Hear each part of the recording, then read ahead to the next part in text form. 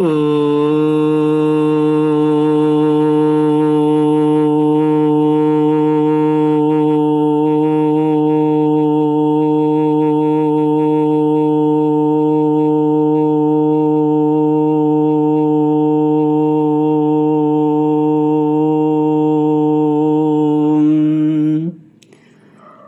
गुरुचरण कमलेभ्यो नमः। श्री गणेशाय नमः। श्री सरस्वत्यै नमः। श्री विष्णवे नमः। श्री कृष्ण गोविंद हरे मुरारे, हे नाथ नारायण वासुदेव। श्री कृष्ण गोविंद हरे मुरारे, हे नाथ नारायण वासुदेव। हे नाथ नारायण वासुदेव। हे नाथ नारायण वासुदेव। हे नाथ नारायण वासुदेव। श्री कृष्ण गोविंद हरे मुरारे, हे नाथ नारायण वासुदेव। ओम नमो भगवते वासुदेवाय। ओम नमो भगवते वासुदेवाय। ओम नमो भगवते वासुदेवाय। ओम नमो भगवते वासुदेवाय। ओम नमो भगवते वासुदेवाय। कृष्णाय वासुदेवाय हरये परमात्मने प्रणतक्लेशनाशाय गोविन्दाय नमो नमः। कृष्णाय वासुदेवाय देवके नन्दनाय च नन्दगोपकुमाराय गोविन्दाय नमो नमः। सच्चिदानन्दरूपाय विश्वोत्पत्त्यादिहेतुवे तापत्रयविनाशाय श्रीकृष्णाय वयं नमः। सच्चित आनंद स्वरूप परमात्मा जो सृष्टि के उत्पत्ति, पालन और संहार करता है तथा जीवों के आध्यात्मिक, आदि दैविक, आदि भौतिक तापों को नष्ट करने वाले हैं, अर्थात जीवों के मानसिक, शारीरिक और भौतिक दुखों को दूर करने वाले हैं, उन श्री कृष्ण भगवान को हम नमस्कार करते हैं। श्री कृष्ण गोविंद हरे मुरारे, हे नाथ नारायण वासुदेव। श्रीमद् भागवत नवम स्कंद अथैकादशोऽध्यायः। श्री शुक उवाच भगवान् वानात्मनात्मानं राम उत्तम कल्पकैहि सर्वदेवमयं देवं मीज आचार्यवान्मखैहि होत्रे ददात् दिशं प्राचीं ब्रह्मणे दक्षिणां प्रभु अध्वर्यवे प्रतीचीं च उदीचीं सामगायस। श्रीमद् भागवत नौवां स्कंद 11वां अध्याय। भगवान श्री राम की शेष लीलाओं का वर्णन। श्री सुखदेव जी कहते हैं, परीक्षित, भगवान श्री राम ने गुरु वशिष्ठ जी को अपना आचार्य बनाकर उत्तम सामग्रियों से युक्त यज्ञों के द्वारा अपने आप ही अपने सर्वदेव स्वरूप स्वयं प्रकाश आत्मा का यजन किया। उन्होंने होता को पूर्व दिशा, ब्रह्मा को दक्षिण, अधूरियों को पश्चिम और उद्गाता को उत्तर दिशा दे दी। उनके बीच में जितनी भूमि बच रही थी वह उन्होंने आचार्य को दे दी। उनका यह निश्चय था कि संपूर्ण भूमंडल का एकमात्र अधिकारी निःस्पृह ब्राह्मण ही है। इस प्रकार सारे भूमंडल का दान करके उन्होंने अपने शरीर के वस्त्र और अलंकार ही अपने पास रखे। इसी प्रकार महारानी सीता जी के पास भी केवल मांगलिक वस्त्र और आभूषण ही बच रहे।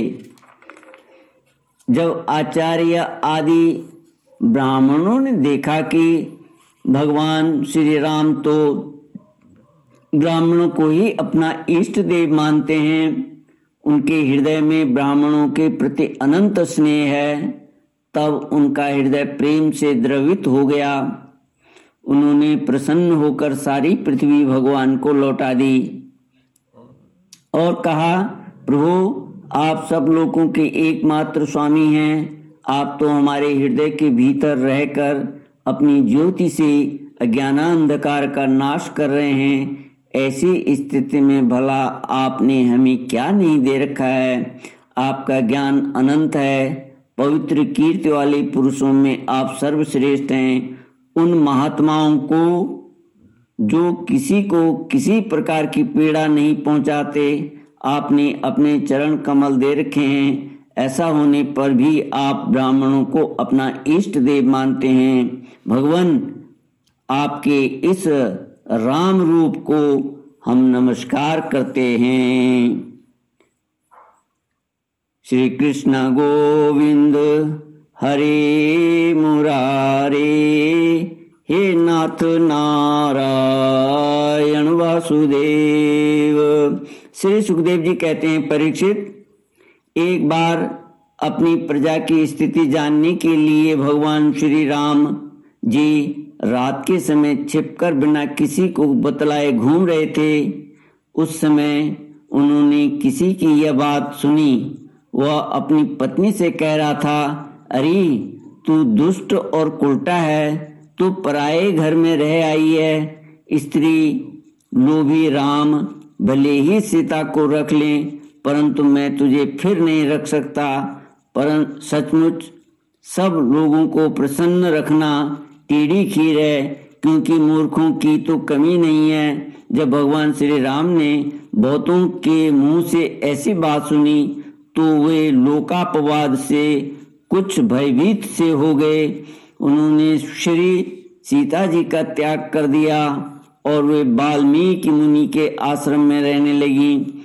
सीता जी उस समय गर्भवती थी। समय आने पर उन्होंने एक साथ ही 2 पुत्र उत्पन्न किए। उनके नाम हुए कुश और लव। वाल्मीकि मुनि ने उनके जात कर्मादि संस्कार किए।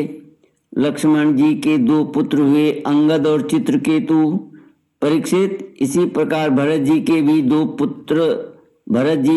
2 ही पुत्र हुए, तक्ष और पुष्कल। तथा शत्रुघ्न के भी 2 पुत्र हुए, सुबाहु और श्रुतसेन। भरत जी ने दिग्विजय में करोड़ों गंधर्वों का संहार किया। उन्होंने उनका सब धन लाकर अपने बड़े भाई भगवान श्री राम की सेवा में निवेदन किया। शत्रुघ्न जी ने मधुवन में मधु के पुत्र लवण नामक राक्षस को मारकर वहां मथुरा नाम की पुरी बसाई। भगवान श्री राम के द्वारा निर्वासित सीता जी ने अपने पुत्रों को वाल्मीकि जी के हाथों में सौंप दिया और भगवान श्री राम के चरणों का ध्यान करती हुई वे पृथ्वी देवी के लोक में चली गईं।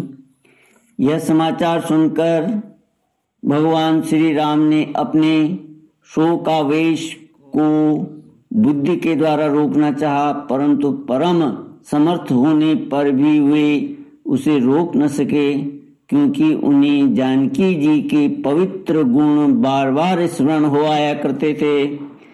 परीक्षित, यह स्त्री और पुरुष का संबंध सब कहीं इसी प्रकार दुख का कारण है। यह बात बड़े बड़े समर्थ लोगों के विषय में भी ऐसी ही है।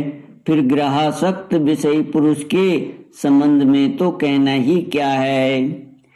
इसके बाद भगवान श्री राम ने ब्रह्मचर्य धारण करके 13,000 वर्ष तक अखंड रूप से अग्निहोत्र किया।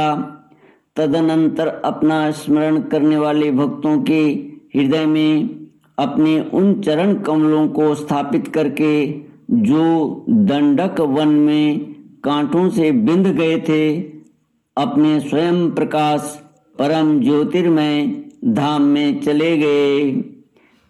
परीक्षित, भगवान के समान प्रतापशाली और कोई नहीं है, फिर उनसे बढ़कर तो हो ही कैसे सकता है। उन्होंने देवताओं की प्रार्थना से ही यह लीला विग्रह धारण किया था। ऐसी स्थिति में रघुवंश शिरोमणि भगवान श्री राम के लिए यह कोई बड़े गौरव की बात नहीं है कि उन्होंने अस्त्र शस्त्रों से राक्षसों को मार डाला या समुद्र पर पुल बांध दिया। भला उन्हें शत्रुओं को मारने के लिए बंदरों की सहायता की भी आवश्यकता थी क्या? यह सब उनकी लीला ही है। भगवान श्री राम का निर्मल यश समस्त पापों को नष्ट कर देने वाला है। वह इतना फैल गया कि दिग्गजों का श्यामल शरीर भी उसकी उज्ज्वलता से चमक उठता है।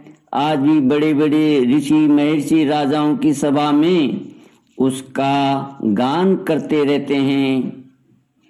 स्वर्ग के देवता और पृथ्वी के नरपति अपने कमनीय किरीटों से उनके चरण कमलों की सेवा करते रहते हैं। मैं उन्हीं रघुवंश शिरोमणि भगवान श्री रामचंद्र जी की शरण ग्रहण करता हूँ।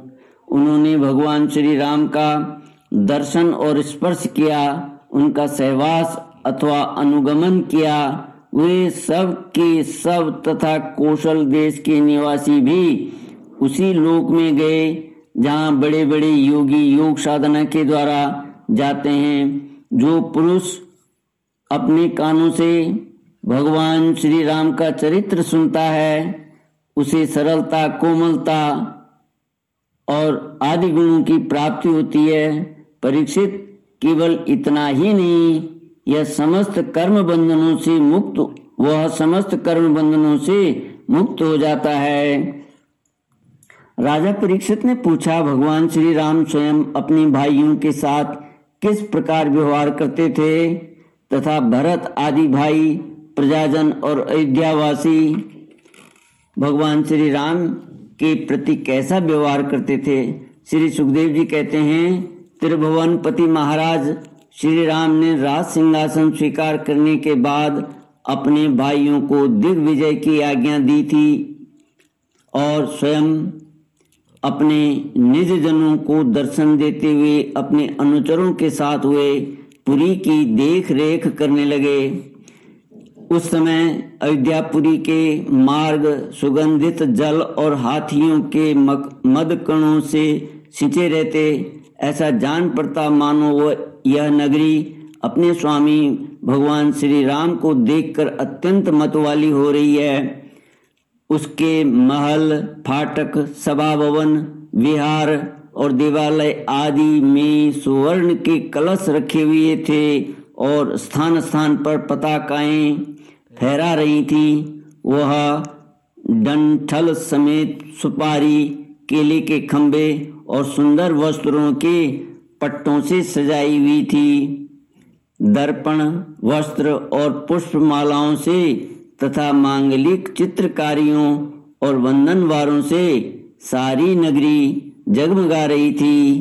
नगरवासी अपने हाथों में तरह तरह की भेंटें लेकर भगवान के पास आते और उनसे प्रार्थना करते कि देव, पहले आपने ही वराह रूप से पृथ्वी का उद्धार किया था, अब आप ही इसका पालन कीजिए।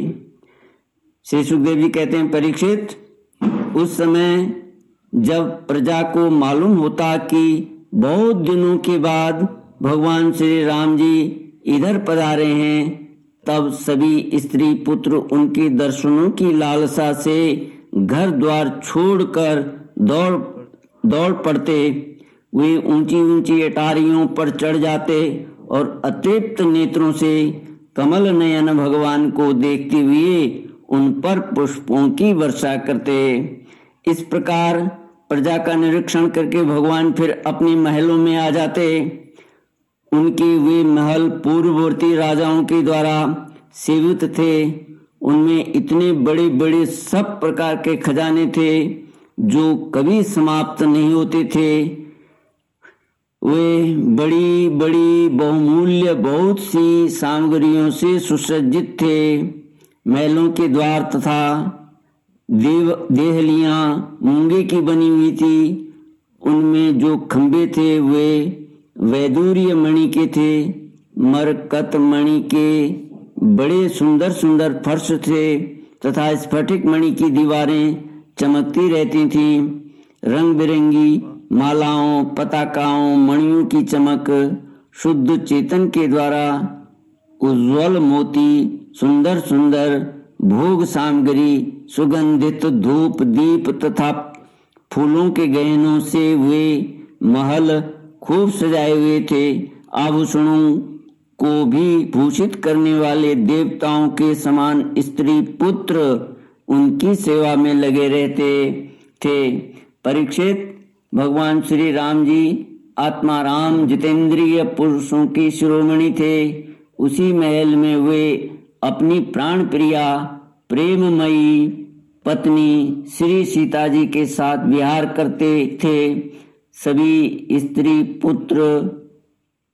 स्त्री पुरुष जिनके चरण कमलों का ध्यान करते रहते हैं, वे ही भगवान श्री राम बहुत वर्षों तक धर्म की मर्यादा का पालन करते हुए समयानुसार भोगों का उपभोग करते रहे। श्री कृष्ण गोविंद हरे मुरारी, हे नाथ नारायण वासुदेव।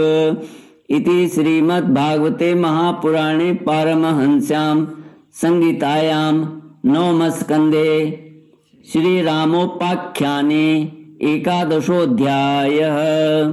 ओम पूर्णमद पूर्णमिदं पूर्णात् पूर्णमुदच्यते पूर्णस्य पूर्णमादाय पूर्णमेवावशिष्यते। ओम शांति शांति शांति। हरि ओम श्री गुरुभ्यो नमः। हरि ओम।